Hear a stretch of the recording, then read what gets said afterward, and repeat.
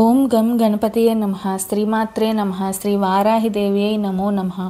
ఓం శ్రీ కార్తీక దామోదరాయ నమః. Welcome to our YouTube channel Chagantipati talks. Shivapuranam ప్రథమాశ్వాసం తర్వాయి భాగం. వైవస్వత మనువు వంశాభివృద్ధి.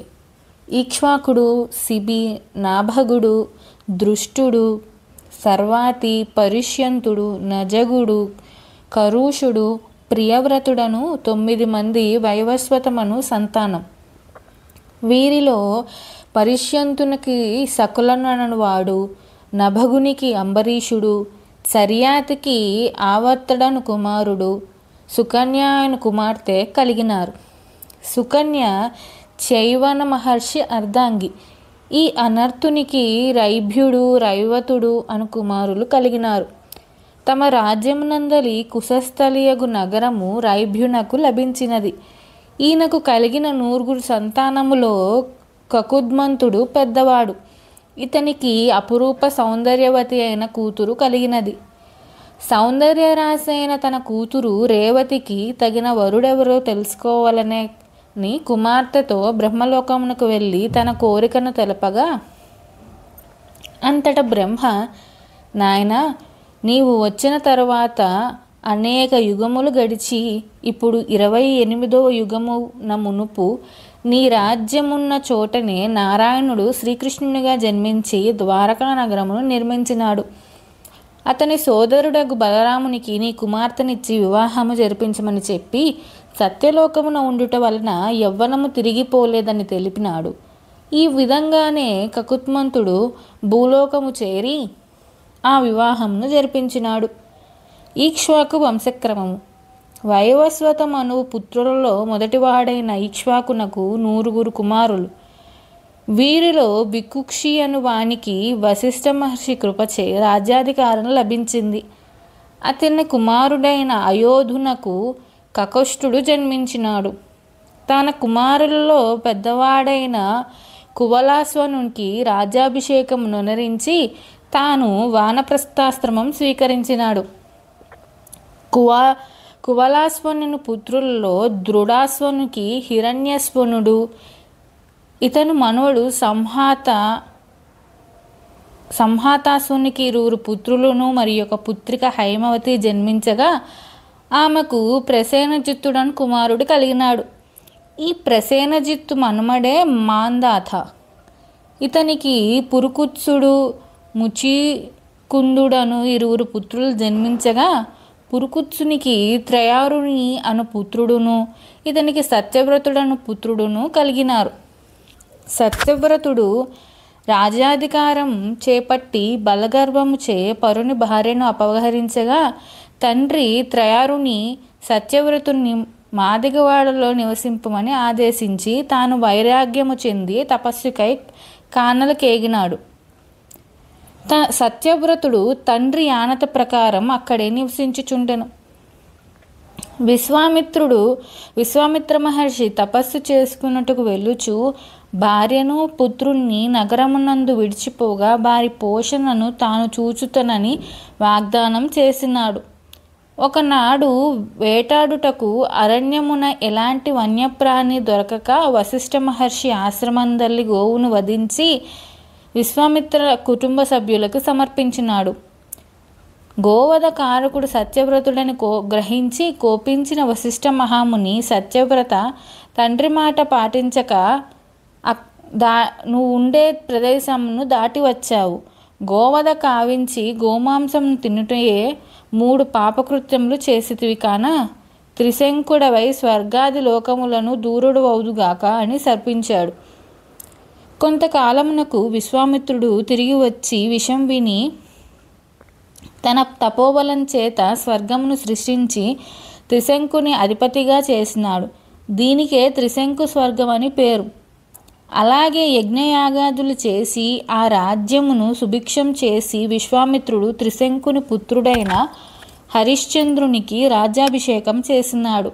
గుణహీనుని కథ. పూర్వం కాంపిల్యము అనే నగరంలో అగ్నిదత్తుడైన బ్రాహ్మణుడు ఉండేవాడు. అతని కుమారుడైన గుణహీనుడు జారుడు, జూదరుడు, చోరుడుగా ప్రవర్తించుచుండెను. తల్లిదండ్రుల మాటలు పెడచెవిన పెట్టి ఇంట్లోనే వస్తువులన్నిటినీ విక్రయించి దురభ్యాసములకు ఖర్చు చేయుచుండెను. ఒకనాడు జూదములో ఓడిన అతడు తన తండ్రి వజ్రపుంగరమును గెలిచిన వ్యక్తికి ఇచ్చివేయగా అది తండ్రికి తెలిసెను. వాస్తవమును తెలుసుకొని తన ఉంగరమును పొందెను.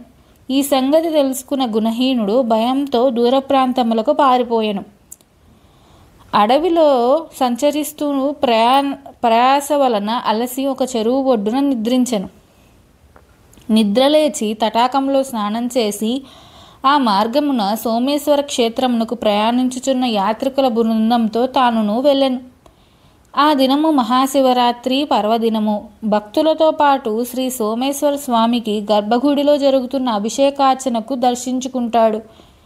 కొంతసేపటి తర్వాత ఒక మార్మూల కూర్చుని శివనామాన్ని ఉచ్చస్వరంతో చేస్తుంటాడు.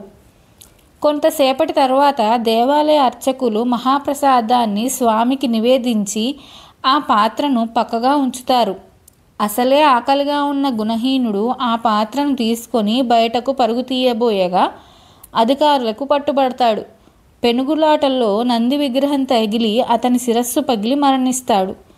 వెంటనే అతడికి శివకింకర్లు వచ్చి అతనిని విమానమున కైలాసమునకు గొనిపోచుండగా యమకింకరులు అడ్డు తగిలి, మీరు గొనిపోరాదు, అతడు మహాపాపి, అందువల్ల అతనిని యమపురికి తరలించాలని పట్టుబడతారు.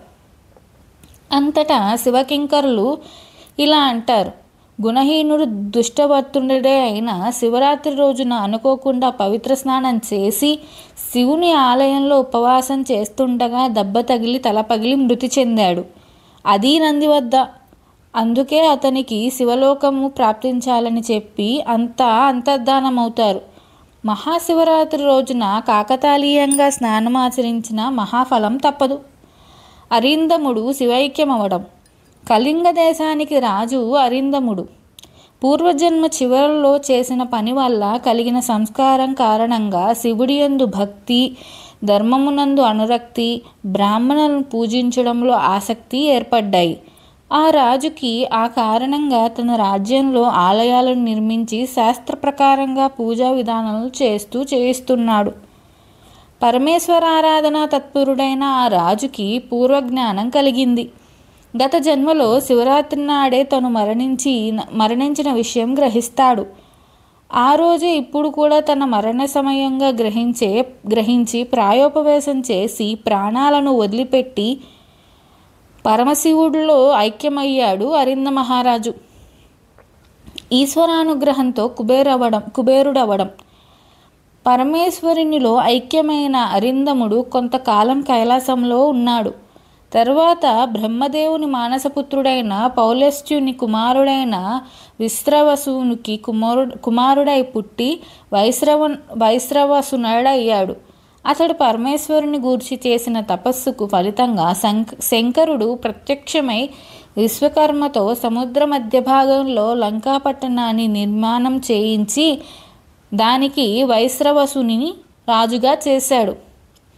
వైశ్రవణుని సవతి తల్లి కుమారుడు రావణుడు ఆ లంకను తాను స్వాధీనం చేసుకొని వైశ్రవసుని తరిమేశాడు. దానితో ఎక్కడా నివాసం లేని వైశ్రవణుడు 12 క్రోసుల వైశాల్యం కలిగిన కాశీనగరాన్ని నిర్మించుకున్నాడు. పూర్వం ఆ ప్రాంతంలోనే బ్రహ్మదేవుడి శిరస్సును పరమేశ్వరుడు తన కొనగోటితో త్రుంచివేశాడు. ఆ ప్రాంతంలోనే వైశ్రవణుడు పరమేశ్వర ప్రాణలింగ ప్రతిష్టాపన చేసి పరదేవతను కూడా ప్రతిష్ఠించి ఉపవాస దీక్షతో ఒంటికాలి మీద నిలబడి పరమనిష్టతో తపస్సు చేస్తున్నాడు. అతడి శరీరంలో ఉన్న తపశ్శక్తి వలన అగ్నిహోత్రుడు ప్రజ్వరిల్లి 3 లోకాలకి ముప్పు కలిగిస్తున్నాడు. అనేక వేల సంవత్సరాల నుండి తపస్సు చేస్తున్న వైశ్రవణుడి నుండి బయటకొచ్చిన అగ్నికి బ్రహ్మాది దేవతలంతా భయపడ్డారు. అతని తపస్సుకి భంగం కలిగించలేక శంకరుని స్తోత్రం చేశారు. శంకరుడు వాళ్ళకి అభయం ఇచ్చి పంపించాడు. వైశ్రవణుడు చేసిన ఘోరమైన తపస్సు వల్ల అతని శరీరంలో రక్తమాంసాలన్నీ ఇంకిపోయి చర్మం, ఎముకలు మాత్రమే మిగిలాయి. అప్పుడు అయ్యాడు వైశ్రవణుడికి అన్నపూర్ణ సమేతుడైన కాశీ విశ్వనాథుడు. వైశ్రవణుడు పరమానంద భరితుడై పరమశివుడికి సాష్టాంగ నమస్కారం చేసి నిరంతరం నిన్ను పూజించే భాగ్యాన్ని ప్రసాదించమని వేడుకున్నాడు. నాకు స్నేహితులుగా సోదరులుగా మీరు ఈ నగరంలోనే ఉండమని ప్రార్థించాడు.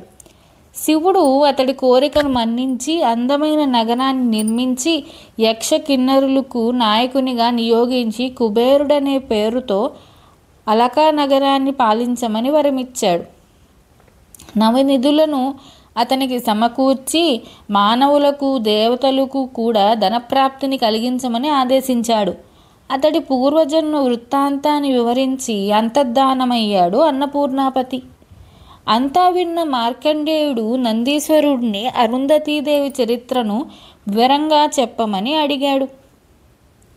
తరువాయి భాగం నెక్స్ట్ వీడియోలో తెలియజేస్తాను. Please subscribe my channel. Thank you.